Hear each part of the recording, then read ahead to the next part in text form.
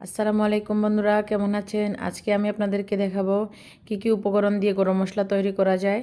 প্রথমে একটা বড় প্লেটে নিয়েছি আস্ত জিরা, তার এলাচি, সাদা এলাচি, কালো এলাচি বা শাহি এলাচি যেটাকে বলা হয়, তেজপাতা, দারুচিনি, আস্ত পাঁচফোড়ন।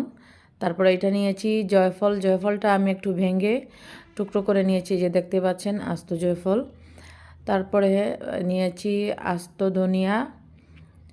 ধনিয়ার পরে আছে জয়ত্রী, দেখতেই পাচ্ছেন কয়েক টুকরা জয়ত্রী নিয়েছি। তারপরে লবঙ্গ নিয়েছি, আর গোলমরিচ দিয়েছি, লবঙ্গ আর সাথে কয়েকটা গোলমরিচ দিয়েছি। গোলমরিচের পরিমাণটা আপনারা চাইলেও কমিয়ে বা বাড়িয়ে নিতে পারবেন, কারণ গোলমরিচ বেশি দিলে আবার ঝাল হয়ে যায় অনেক সময়।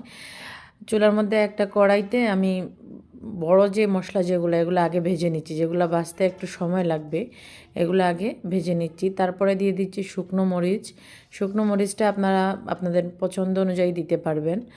এরপরে দিয়ে দিলাম বাকি সব আস্ত মশলা যেগুলো আছে, এগুলো দিয়ে ভালো করে একবারে লো আছে ভেজে নিচ্ছি, যাতে এটা মশলাটা পুড়ে গেলে আবার ওইটার যে অরিজিনাল যে স্মেল যেটা, ওইটা নষ্ট হয়ে যাবে। এই যে একদম লো আছে, আমার চুলাটা বন্ধ হয়ে গেছে। যাই হোক, আমার ভাজা শেষ হয়ে গেছে, একটা প্লেটে নিয়েছি। নিয়ে এবার একটা ব্লেন্ডারের জারের মধ্যে দিয়ে আমি এটা ব্লেন্ড করে নিব।